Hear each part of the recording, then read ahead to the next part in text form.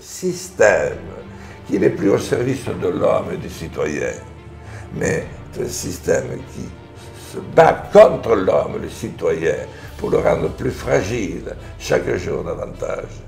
Un système tel que le fut l'Union soviétique, qui s'est écroulée, mais un système totalitaire, où les hommes et les femmes et les citoyens sont obligés de faire exactement ce qu'on leur demande, qui font que nous sommes maintenus dans cette dictature molle et qui nous emporte profondément vers le malheur.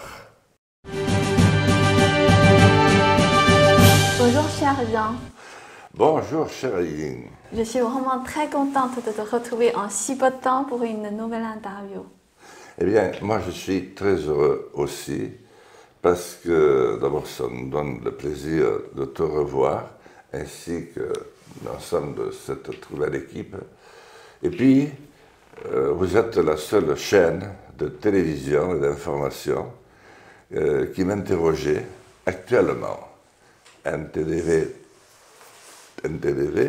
est la seule chaîne qui me fait parler alors que je fais de la politique depuis 45 ans.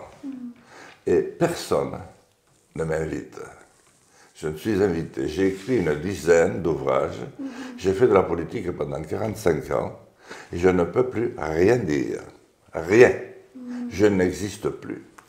C'est vraiment triste d'entendre ça. Mais je vois aussi comment le peuple, dans la rue, comment le peuple t'aimait. Oui, alors ça c'est très étonnant.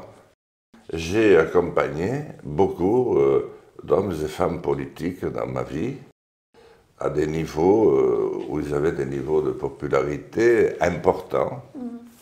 Mais je n'ai jamais vu un phénomène comme celui que je vis moi-même. C'est-à-dire les citoyens, les Français, les gens même à l'extérieur de la France, viennent vers moi et ils veulent parler, ils veulent faire une photo bien sûr, mais ils veulent parler, ils veulent avoir mon avis. Et on sent qu'il y a beaucoup de gentillesse et d'empathie. Je crois qu'on me connaissait déjà à cause de la grève de la faim que j'avais faite. On me connaissait déjà parce que j'ai fait une longue marche qui a permis à Emmanuel Macron de reprendre mon idée pour faire le mouvement En Marche. Ces marcheurs, à lui, ils ont fait 50 mètres. Ils ont fait semblant de poser des questions en 2017. Mais moi, je venais de faire 6000 kilomètres à pied pendant 9 mois. Et j'avais parlé avec beaucoup de monde. Donc Emmanuel Macron a entendu ça, il m'a posé beaucoup de questions, il s'est beaucoup intéressé, il a lu tout ce que j'avais écrit et il s'en est beaucoup servi, mais pas pour la même chose. Pourquoi alors? Parce que moi j'avais le sentiment qu'il fallait que je comprenne ou que les Français m'expliquent les problèmes de la vie, ce qu'ils ressentaient, et surtout leur intuition. Parce que la France est un pays qui aime beaucoup la politique. Et c'est un pays de culture, c'est un pays d'échange, de débat. Nous aimons passionnément le débat. Et moi, j'avais besoin de savoir si c'était toujours vrai. Et j'ai découvert à ce moment-là que c'était un pays qui avait peur et qui n'avait plus confiance en personne. Et il y a déjà 6 ans de ça. Et j'avais dit, idem inumendis. Et deuxièmement, je voulais poser un acte de résistance face au pouvoir qui se met en place depuis plusieurs années en France, même avant l'arrivée d'Emmanuel Macron, mais qui se met en place dans tous les autres pays et dans le monde entier. Et nous avons été pendant des années un modèle démocratique, comme le fut Athènes autrefois, mais ça ne durera pas longtemps. Aujourd'hui, les Français sentent qu'ils sont passés de ce modèle à un système tel que le fut l'Union soviétique, qui s'est écroulée, mais un système totalitaire, où les hommes et les femmes et les citoyens sont obligés de faire exactement ce qu'on leur demande, parce qu'ils sont manipulés en permanence. D'accord. Bah justement, et aujourd'hui notre sujet c'est le 49.3. Justement, c'est lié au système démocratique. Avec le gouvernement de Madame Borne, en si peu de temps, juste quelques mois, le gouvernement a déjà utilisé 6 fois le 49.3 pour repasser la loi directement. Et que penses-tu de cela? Il y a plusieurs raisons à l'utilisation massive du 49.3. La première est totalement républicaine, si je puis dire, puisqu'elle est inscrite dans la Constitution française. Lorsque le Premier ministre ne trouve pas une majorité pour faire élire des textes qu'il juge essentiels, il peut utiliser le 49.3 qui fait un vote bloqué. C'est bloqué, on vote.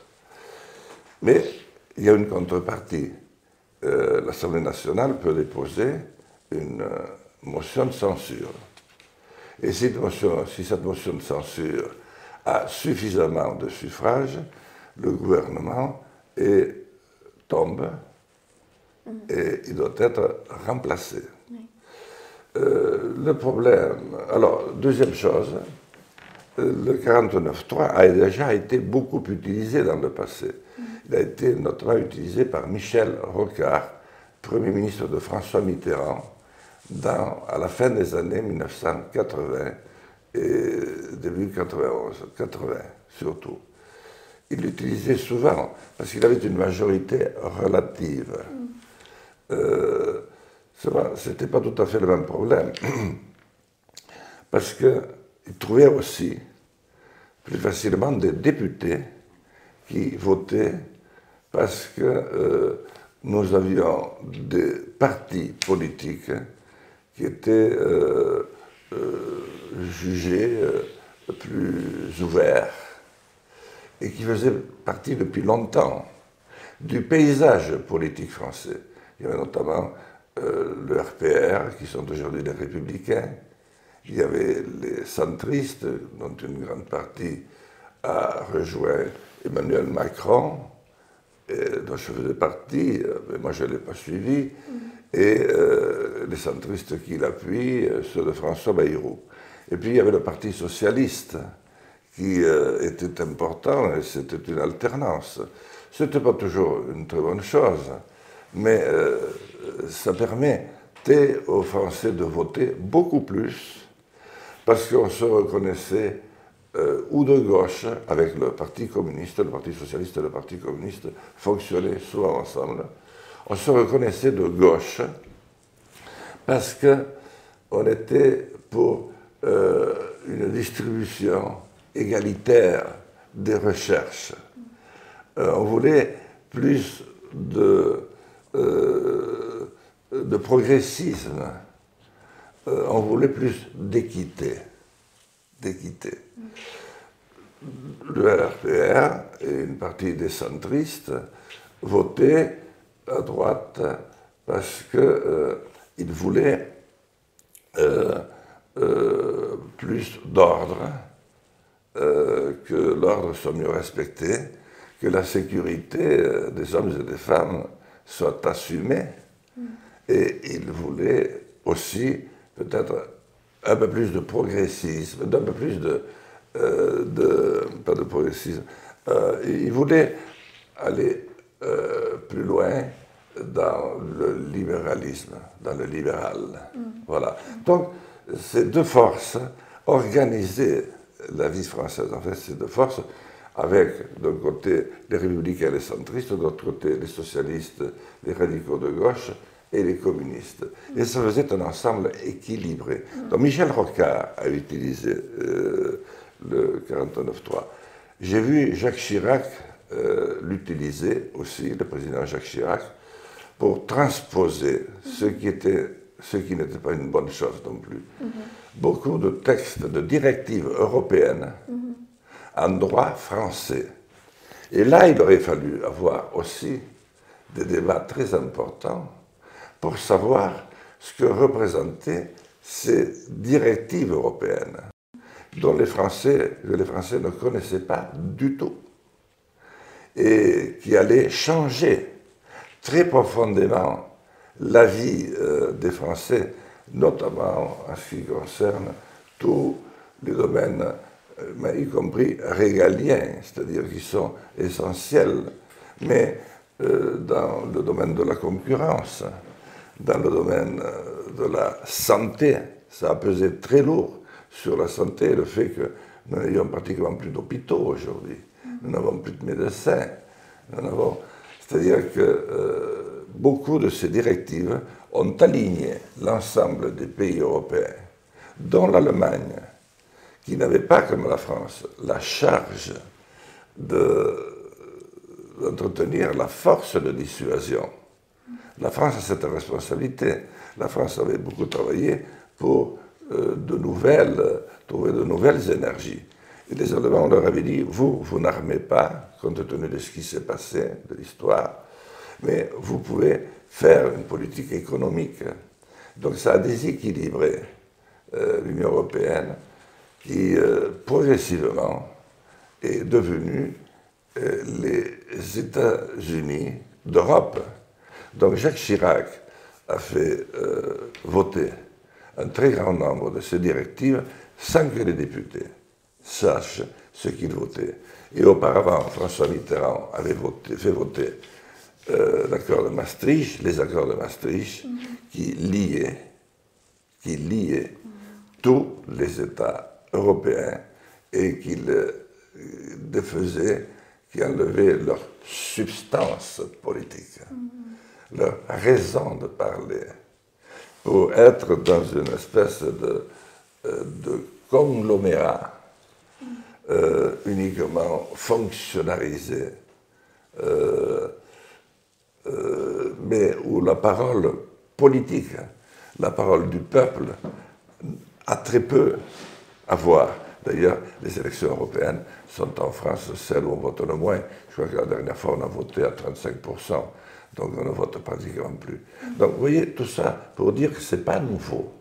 Alors, par contre, les nouvelles générations n'avaient pas connu cette forme de vote bloqué avec le 49.3. Et elles sont très méfiantes à l'égard de la politique. Mais déjà, les gens qui ne sont plus des citoyens se méfient beaucoup de la politique puisqu'ils ne votaient plus qu'à 50% dans un pays qui aime autant la politique. Et ça a été vrai pour les dernières présidentielles et encore plus vrai pour les dernières législatives. Et si par-dessus le marché, vous leur mettez plusieurs fois de suite, comme cela avait été le cas autrefois, notamment avec Rocard, le 49.3, ça veut dire qu'il n'y a plus de débat politique dans le pays.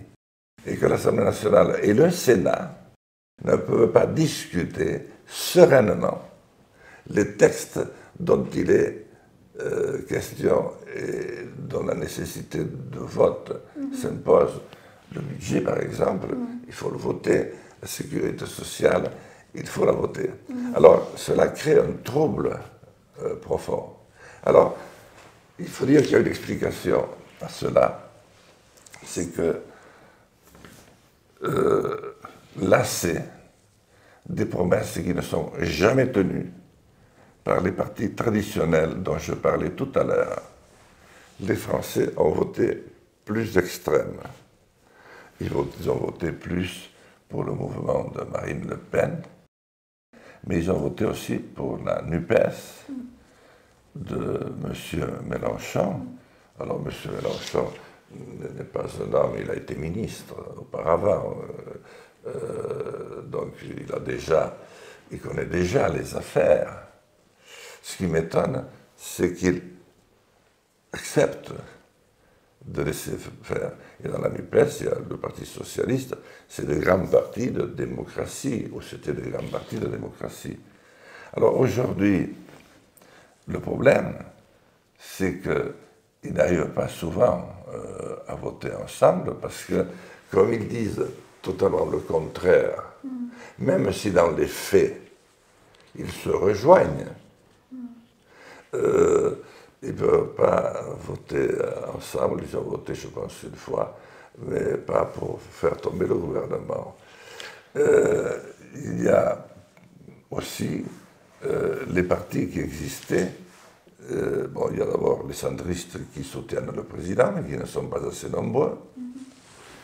Et puis il y a les républicains qui votent ces jours-ci. Et on ne sait pas, donc d'après ceux qui devraient gagner, ils ne veulent plus voter du tout avec le président. Donc à ce moment-là, il aura même du mal à faire une majorité relative. Ce qui m'étonne, c'est que le Rassemblement national et la NUPES, puisqu'ils s'opposent autant au président, ne votent pas la motion de censure. Parce que je pense que la motion de censure ramènerait à des élections nouvelles, des élections législatives en France. Ils ont tous peur que leur parti perde de l'influence et que ce soit d'autres qui la prennent. Okay. Donc on reste dans cette espèce d'entre-deux qui n'est pas compris et qui n'est pas apprécié par les Français, parce qu'en plus, il y a la crise. Mais je dois dire que cela nous ramène à la notion de système dont je parlais tout à l'heure, c'est systémique, c'est systématique. Ça doit fonctionner comme ça, et au fond, c'est le président qui a toujours raison, puisque personne ne le contredit. Mais c'est la même chose dans la plupart des pays développés, et même dans la plupart des pays du monde, où le système s'est imposé, parce que c'est la finance qui est devenue internationale et qui a créé comme une toile d'araignée qui écrase le monde. C'est pour ça que je parle depuis plusieurs années de dictature molle. Nous sommes dans une dictature puisque nous n'arrivons pas, le peuple n'arrive pas à faire ce qu'il veut. Il se décourage, il ne va pas voter, ou alors quand il vote pour les extrêmes, qui ensuite ne peuvent pas fonctionner ensemble. Mais c'est pareil dans le monde entier. Et c'est pour ça que c'est très préoccupant. Je suis très préoccupé par cette affaire. Parce que comme ça, la grande finance étend son hégémonie, et c'est la première fois que c'est dans le monde entier. S'il y a une guerre, elle sera totalement planétaire. Parce que c'est exactement le même phénomène qui cause les mêmes effets. Cette financiarisation a choisi le matérialisme et a choisi l'argent à tout prix. Alors que l'homme, depuis longtemps, depuis qu'il est monté en civilisation, avait choisi l'homme et le citoyen.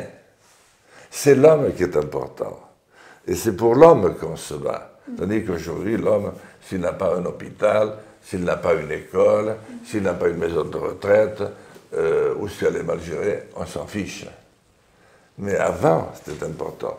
Donc c'est un phénomène, à mon avis, très important. Et lorsqu'il y a eu des guerres, bon, même mondiales, les dernières guerres atroces, mais elles ne concernaient qu'une partie du monde, importante. Mais il y a aussi des parties très importantes du monde qui n'étaient pas du tout concernées. Aujourd'hui, s'il y a une guerre, je pense qu'elle concernera l'ensemble de la planète. Mais est-ce que tu penses que le gouvernement, dans ce cas-là, il peut utiliser toujours 49.3 pendant longtemps et sans limite? Je pense qu'il y a un nombre de 49.3, je ne l'ai pas bien regardé, mais je crois de mémoire, qu'il peut utiliser. Au-delà, après, il devra faire autrement ou alors ne pas avancer. Alors je sais qu'il garde un 49.3 pour la réforme des retraites, dont les Français se méfient beaucoup, parce qu'on ne leur a pas expliqué, parce qu'ils voient avec la crise que leur niveau baisse, leur niveau financier baisse beaucoup, et ils constatent aussi qu'il n'y a plus d'argent dans la sphère publique. Or, pour un pays comme la France, c'est très important. La France reconnaissait, en France, l'État avait un rôle très important. C'était un symbole. C'était le symbole de liberté, égalité, fraternité. Et l'État avait des moyens, et ainsi que les collectivités territoriales, les communes qui n'en ont plus aucun, les conseils départementaux qui n'ont plus du tout d'argent, ou très peu. Et l'État avait de l'argent. Mais aujourd'hui, c'est plus eux qui l'ont. C'est cette financiarisation. Et un peu partout, c'est de très gros financiers qui ne sont même plus des chefs d'entreprise, mais qui ne sont au fond conduites que par quelques hommes à travers la planète. Et en France, il y en a une dizaine qui pèsent et qui entretiennent ce contexte qui déforme totalement l'histoire et la culture de notre pays. C'est encore ce que j'appelle la dictature molle. Et ce qui se passe, c'est que si vous n'êtes pas d'accord, eh bien, on vous élimine. Alors, on ne vous élimine pas comme M. Staline éliminait ceux qui étaient contre lui, puisqu'il les envoyait en Sibérie. Les Américains à Guantanamo. Mais ils disparaissaient, on ne les voyait plus, ils ne gênaient plus. C'est-à-dire que maintenant, dans la plupart des pays du monde, on laisse l'opposant se dessécher. Il se dessèche parce qu'il est seul. Il n'y a plus aucun micro, aucune télévision, aucune plume qui lui demande. Et s'il veut écrire un livre, il y a M. Vincent Bolloré, qui est l'un des pires de tous, qui a acheté 56 maisons d'édition depuis 2018. Et par exemple, mes livres, pour pas que j'en vende beaucoup, ne sont jamais annoncés aux librairies. Comme ça, ils ne peuvent pas savoir. La télévision n'en parle plus, alors qu'au début, elle parlait quand je sortais un livre. La radio aussi. Donc c'est une dictature molle, parce qu'elle n'est pas violente, une dictature que nous avons connue dans le passé. Il n'y a pas d'armée aux frontières, il n'y a pas d'immenses drapeaux, il n'y a pas des voix nasillardes qui font peur, il n'y a pas tous ces éléments, mais la dictature opère d'une manière tout aussi redoutable, redoutable. Donc, justement, tout à l'heure, tu parles de totalitarisme. Et on sait avec 49.3, déjà, le rôle du Parlement a beaucoup diminué par rapport à son rôle de voter la loi et aussi contrôler le gouvernement. Et maintenant, tu parles aussi des médias. Et c'est-à-dire le quatrième pouvoir, le média, a aussi perdu son rôle de contrôle. Exactement. Mais je dois ajouter auparavant que les partis politiques ont perdu toute leur force de réflexion, d'analyse, de débat et de captation des citoyens pour les faire venir.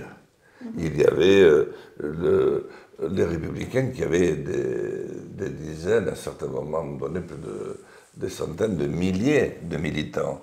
Le Parti socialiste, c'était pareil. Donc c'était une grande force de réflexion. Or, aujourd'hui, ils sont devenus comme les syndicats en France, totalement décharnés.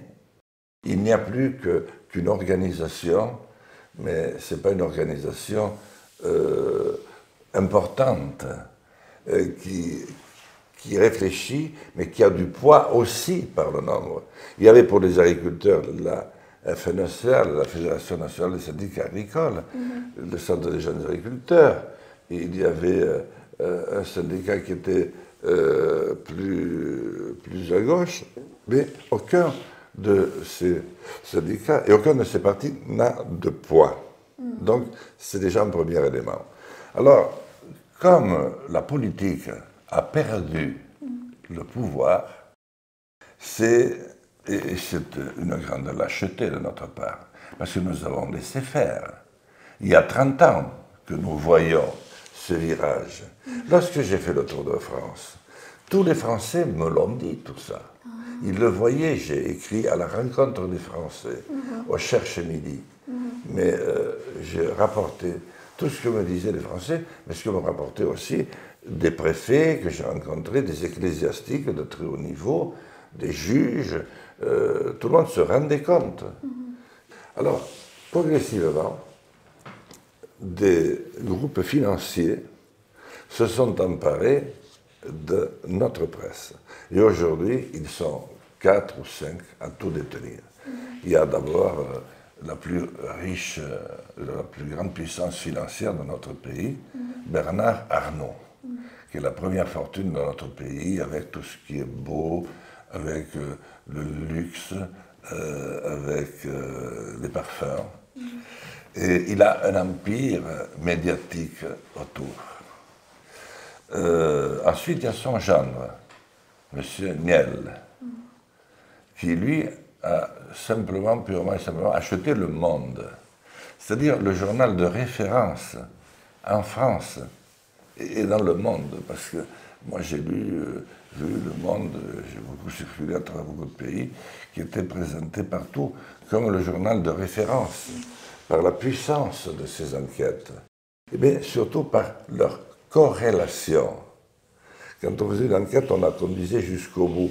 Tandis que là, je l'avais déjà dit à votre télévision, on en fait des bouts, et puis après on laisse tomber. Il n'y a plus de suite. Et Le Monde, aujourd'hui, il y a de très bons articles qui sont faits, il y a de très grands journalistes. Mais le problème, c'est qu'il n'y a aucune corrélation. On ne peut pas comprendre ce qui se passe en suivant le journal Le Monde. C'est d'ailleurs devenu un journal de désinformation massive. J'emploie des termes très forts. Après, vous avez notre ami, oui, j'ai oublié son nom. Patrick. Ah oui, Patrick Drahi, un champion. Alors lui, il s'occupe de SFR et de développer SFR et même des réseaux. Mais ça n'occupe pas très bien parce que j'ai pu voir sur le territoire, les gens ne sont pas tous très contents. Par contre, il a acquis un nombre de très grandes télévisions, très importantes. Et parmi elles, le BFM TV, qui aujourd'hui fait la pluie et le beau temps au niveau de l'information. BFM TV, c'est... Voilà, et en plus, ils ont mis maintenant des stations partout en France.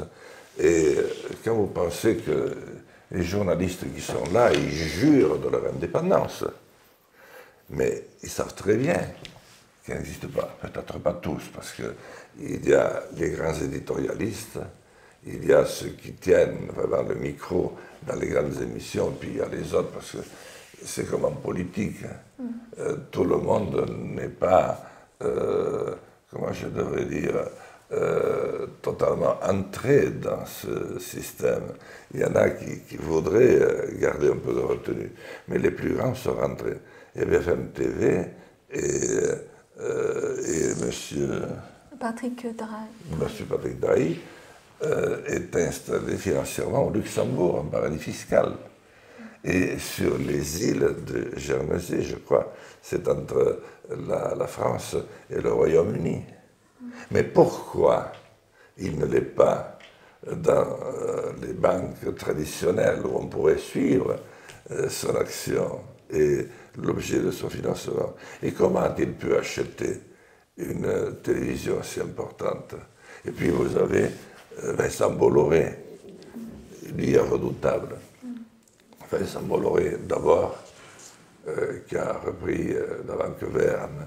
À l'époque, c'était une banque très importante dans le nord de la France, mais a repris aussi les mêmes méthodes qui étaient parfois douteuses et même violentes. Et M. Bolloré a eu des attitudes violentes, notamment en Afrique. Et alors il se retire petit à petit pour faire oublier. Mais en attendant, M. Bolloré, il dirige Canal+, qui est quand même une très grande chaîne d'information, suivie notamment pour les sports. Et ensuite, il a pris CNews pour montrer qu'il pouvait y avoir une information un peu différente, qui donnait plus la parole à la droite, et parfois même à l'extrême droite. C'est la chaîne de télévision qui a beaucoup accompagné la campagne d'Éric Zemmour, et qui montait très haut, avant de descendre très bas d'ailleurs. Et puis, il a Europe 1. C'est très fort, Europe 1. C'est un très grand titre. Et c'est une station très écoutée. Monsieur Bolloré a acheté aussi, comme je le disais, plus de 50 maisons d'édition en France et les a mises pratiquement sous le même hangar. Et elles sont toutes alignées là-dedans.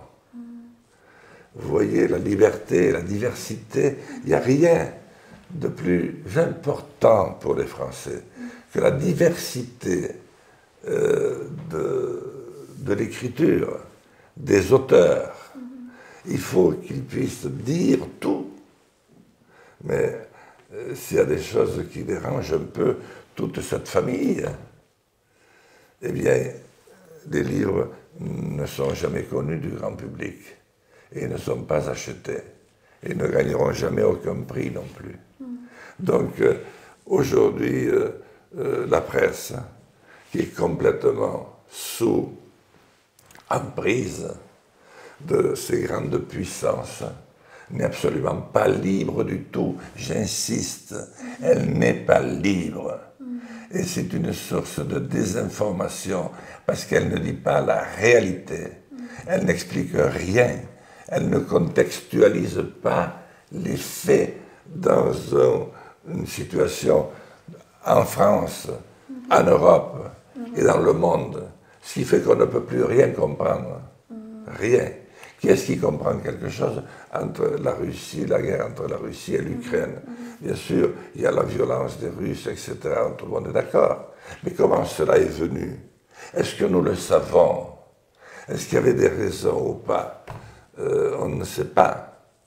Et on ne sait plus rien dans aucun domaine. Et la presse conduit des Français à faire des choix parce que c'est du rabâchage. C'est une arme massive de, comment je devrais dire, de lavage de cerveau. J'emploie des mots très durs, volontairement. Et puis il manque une catégorie, c'est les sondeurs d'opinion. Et les sondeurs d'opinion, il y en a quelques-uns qui sont connus, l'IFOP, l'Institut l'IFOP qui est très ancien, la Sofres, etc. Mais ils appartiennent au même patron. Ce qui fait que là, ce fait que les Français, dont les Français ne se rendent pas compte, si on veut détruire quelqu'un et le laisser se dessécher sur place, lorsqu'il annonce par exemple sa candidature, eh bien on le met à 0,5. Et puis il ne fait pas comme M. Zemmour, il ne va pas passer à 17%. Il reste à 0,5, 1%. Et puis il finira à 3%. C'est ce qui m'est arrivé, parce que les sondeurs d'opinion, ils ne donnent jamais le moindre souffle.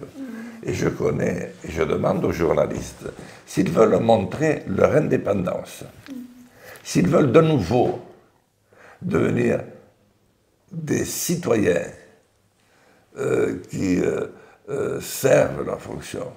Je demande à mes collègues, hommes et femmes politiques, s'ils veulent aller jusqu'au bout de leur mission, d'engager des enquêtes pour savoir comment fonctionnent et les médias et les sondeurs d'opinion qui ne forment plus qu'un seul et même, comment je devrais dire, outil de dictature. Si vous voulez, c'est des courroies de transmission qui font tourner les divers aspects du monde, mais dans un climat d'opacité totale et la plupart du temps de mensonges. C'est-à-dire, si je résume, en gros, les médias ne sont plus libres. Non. Et les députés, peut-être la plupart des députés ne représentent plus la voix du peuple. Non, parce que d'abord, il y a plus que 50% des Français qui les élisent. Et puis ensuite, lorsqu'ils sont élus, le mouvement est devenu très dogmatique. Et c'est ce qui explique qu'ils ne puissent pas se mettre d'accord alors qu'ils passent des nuits entières à discuter et même à vociférer, parce qu'ils vocifèrent, ils hurlent à l'Assemblée. Mais quand le moment du vote vient, ils se débrouillent pour ne pas qu'il y ait de motion de censure. Donc le système continue tranquillement. Oui. Il est embêté par personne. Alors on va voir maintenant, avec l'élection du nouveau président des Républicains, si les choses changent. Si les Républicains, comme ils l'ont dit, ne soutiennent plus le gouvernement et votent la censure, le gouvernement va tomber. Donc là, on va savoir. Mais la dernière fois, la NUPES n'a pas voté la motion de censure. Parce qu'elle a dit, oui, mais c'est le Front National qui l'a présenté. Enfin, le Rassemblement national avait voté une motion de la NUPES. Donc tout ça, c'est des expédients qui font que nous sommes maintenus dans cette dictature molle et qui nous emporte profondément vers le malheur. Parce que la France ne peut pas se redresser dans un contexte pareil. L'Union européenne est incapable de se mettre d'accord sur quoi que ce soit. Mais comment tu vois l'évolution de l'Assemblée nationale? Et comme il n'y a pas beaucoup de débats, enfin, il n'y a plus de débats à cause de 49.3, c'est ça? Ça dépendra de l'ampleur de la crise cet hiver. Si les Français ont faim, s'ils voient surtout leurs enfants avoir faim, ils ne le supporteront pas. Si les Français ont froid, et s'il leur manque des éléments de la vie, ils vont bouger certainement. Parce que la France a quand même été un des pays qui a souvent bougé la première. Alors, combien de temps le 49.3 pourra continuer à servir? Je n'ai pas une boule de cristal. Je sais que ce système n'est plus liberté, égalité, fraternité. Il n'y en a plus aucune. Les périphéries des villes deviennent de plus en plus misérables. L'absence de moyens financiers et de développement des bandes organisées en fait des lieux qui sont très peu sûrs. Je les ai visités la nuit aussi, entre 1h et 5h du matin. Et vous savez, on y trouve des gens très chouettes et très bien. Mais il y a aussi des vendeurs de drogue et des revendeurs, et puis de beaucoup d'autres substances illicites. Et quant à la campagne, eh bien, elles sont progressivement abandonnées. L'agriculture est abandonnée, toute l'industrie est abandonnée, et puis nous n'avons plus une vraie politique de recherche. Et je dois dire que si il n'y a pas davantage d'hommes et de femmes qui se remettent à parler, qui se remettent à agir ensemble dans un contexte de résistance. C'est pour ça que nous avons appelé notre mouvement Résistons, point d'exclamation, résistons à ce système de mort. Résistons-lui, n'acceptons plus rien. Bien, s'il n'y a pas davantage d'hommes et de femmes, nous allons vers un crash très violent. Donc, j'en appelle, cher Ying, à ceux qui aujourd'hui nous voient sur NTV. Il faut cette prise de conscience. Vous avez vu comment on s'est servi des vaccins, nous en avons déjà parlé, pour diminuer encore la liberté des Français et leur capacité à les suivre partout. À tout moment, on sait tout ce que vous faites. Au point que je me demande si aujourd'hui, on voulait organiser la résistance historique de 1940, on pourrait, tellement on est organisé. Si vous avez les clés de la voiture dans la poche et le téléphone, vous êtes géolocalisé partout. On sait qui vous voyez, on sait ce que vous fréquentez, on sait ce que vous faites. Si on s'intéresse à vous, on n'a même plus besoin des fameuses écoutes téléphoniques qui fonctionnent. C'est un monde c'est une organisation, c'est un système qui n'est plus au service de l'homme et du citoyen, mais c'est un système qui se bat contre l'homme, le citoyen, pour le rendre plus fragile, chaque jour davantage, et faire qu'il y ait de plus en plus d'argent pourri, parce qu'on achète des entreprises, on les vend par morceaux aux quatre coins du monde, et puis on sort de l'argent qui n'existe pas. Des tireuses habillées n'ont jamais autant fonctionné. Donc nous sommes dans un domaine d'artificialisation absolue. Et les jeunes ont beaucoup de difficultés à pouvoir se promouvoir dans ce contexte-là. Bon, il y en a quelques-uns qui arriveront, ceux qui ont réussi à rentrer dans les grandes écoles et qui acquièrent le savoir. Mais je crois qu'il faut redonner à la France cette dimension universaliste que les autres pays lui ont donnée. Et puis la respiration formidable de la démocratie et de l'expression libre. Et justement, en Chine, il y a eu une vague de manifestations contre les mesures prises par le Parti communiste chinois, zéro Covid. On a vu, c'est quand même très impressionnant, on voit les Chinois crier dans la rue, démission PCC, démission Xi Jinping, et aussi, il crient aussi, je préfère mourir si je ne suis pas libre. Donc il y a on peut dire qu'il y a un réveil de conscience majeur et national. Oui, et voyez, c'est une très grande forme, tu vois, c'est une très grande forme d'encouragement. Moi, je disais depuis longtemps que la Chine, qui semblait devenir la puissance mondiale la plus importante, serait atteinte par le même mal que celui qui a atteint l'Union européenne, les autres pays, la France et les États-Unis. Les États-Unis sont dépassés par leur propre système. C'est comme Frankenstein qui avait été dépassé par sa créature. Et moi je dis que le système, aussi totalitaire qu'il soit, un jour ne peut plus rien contre le peuple qui ne veut plus suivre et qui s'engage dans une action de passivité, de résistance tranquille.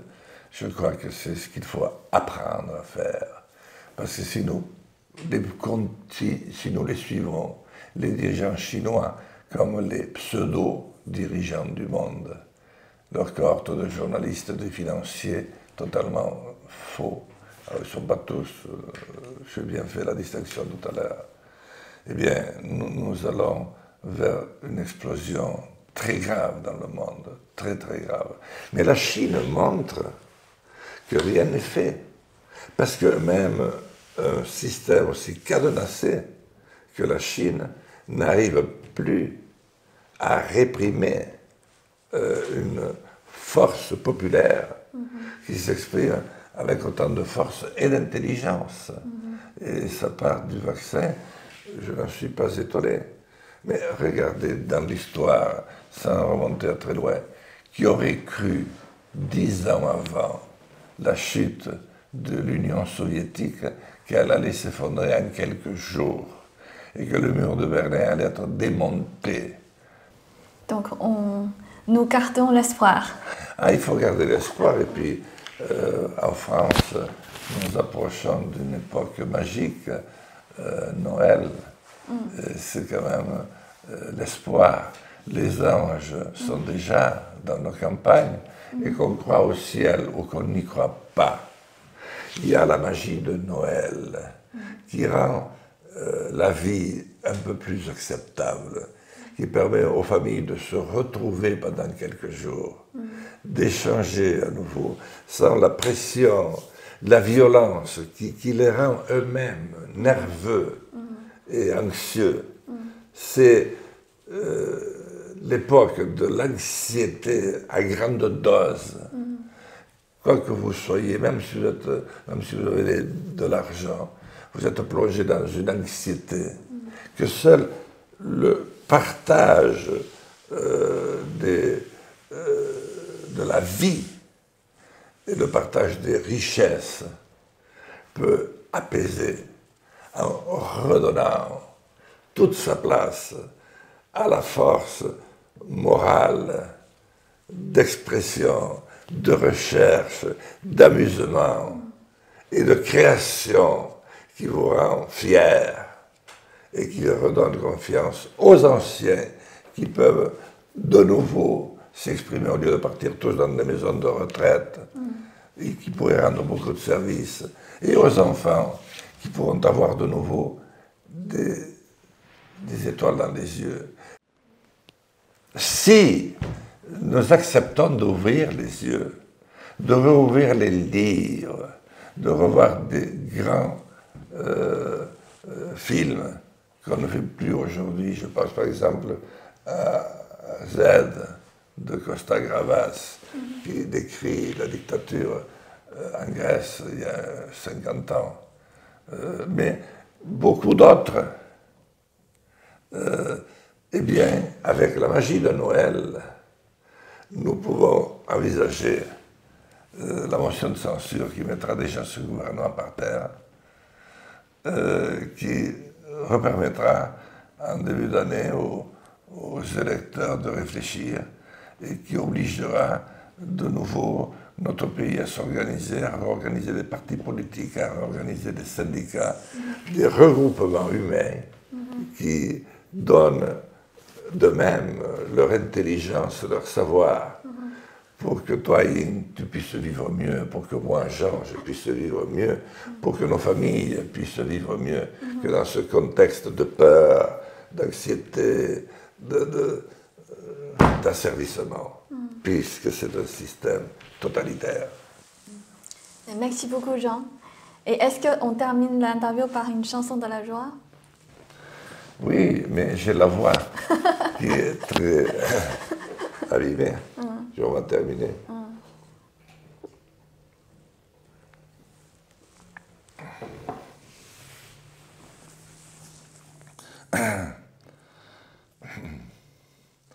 Petit Papa Noël, quand tu descendras du ciel avec des jouets par milliers, n'oublie pas mon petit soulier.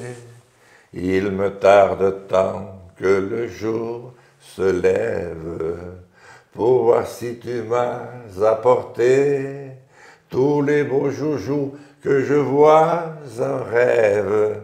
Et moi j'ajoute, et tout l'amour dont j'ai besoin. Alors il y a aussi mon beau sapin, roi des forêts, que j'aime ta verdure. et tout le monde connaît. Et tout le monde peut continuer à chanter. Très bien. Voilà. Et en chinois, et en iranien, et en français. Et chacun aura sa propre histoire. Parce que l'histoire des hommes n'est pas la même. Mais elle est belle quand elle est saine, et quand elle est vraie, et quand elle ressemble à l'histoire et à la culture qui nous élève au-dessus de l'animalité féroce. Merci beaucoup, cher Jean. Merci à toi, Ying. Merci à ton équipe formidable. Vous êtes une des rares télévisions au monde, je le sais maintenant, qui ayez le courage et qui se sont donné les moyens de donner à travers le monde la parole à ceux qui pensent différemment que les très puissants qui détruisent nos vies pour reconstruire à nouveau la civilisation. Et bravo NTV et bravo à toi, Ying. Merci. Tu es une jeune femme exceptionnelle. C'est bon. Et c'est vraiment très agréable d'échanger avec toi. Merci beaucoup. Merci vraiment. Et prends soin de toi. Oui, j'en ai besoin parce qu'actuellement je ne suis pas très en forme. Hein, je suis pas, voilà, tu peux le dire d'ailleurs, je ne suis pas très en forme en ce moment. Je me suis fait opérer et je suis un peu... Et comment tu te sens maintenant? J'ai été opéré de 2 hernies au ventre que j'avais contacté lorsque j'ai fait la grève de la faim pendant 39 jours.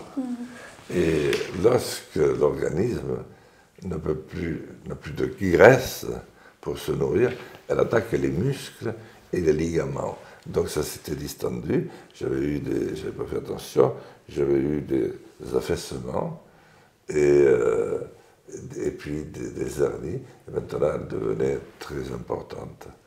Ce qui fait que, moi qui n'avais jamais vécu d'opération, je vais en vivre un paquet. J'en ai vécu 4 à cause du vaccin qu'on m'a introduit contre le Covid, 4 entre le 3 janvier et le 4 mai. 4 opérations du cœur. Là, je viens d'en subir 2 pour mes hernies. Là, elle devenait problématique. Et je suis tombé à la fin de l'été parce que je fauche dans des pentes très importantes. C'est la propriété de mon frère. Tu connais parce que tu es venu dans notre ville, dans notre village. Alors Dieu dit, cher, c'est très en pente. Un jour, je suis tombé alors que j'étais pourtant dans le plat. Et je me suis fait très mal au dos. Et j'ai des vertèbres, il faut m'opérer parce qu'il faut remettre des vertèbres à leur place.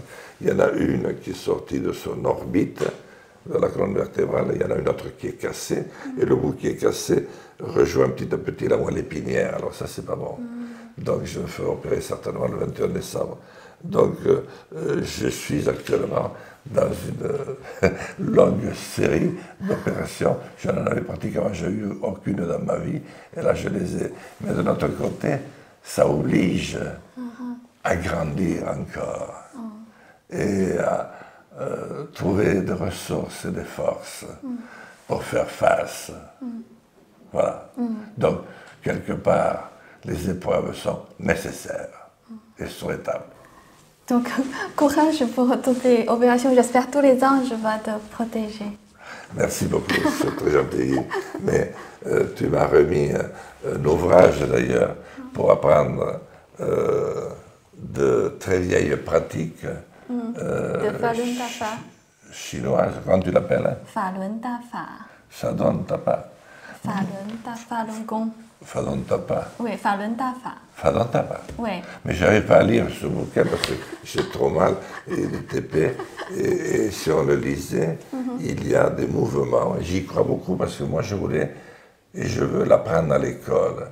Ça demande une capacité de concentration sur soi-même, une capacité à générer de la force qui vous rend confiant et qui vous enlève la peur et qui vous donne la capacité à réfléchir tranquillement, avec apaisement.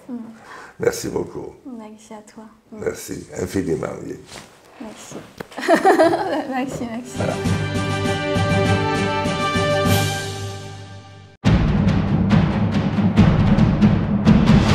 Un spectacle qui compte vraiment. Pour chacun d'entre nous.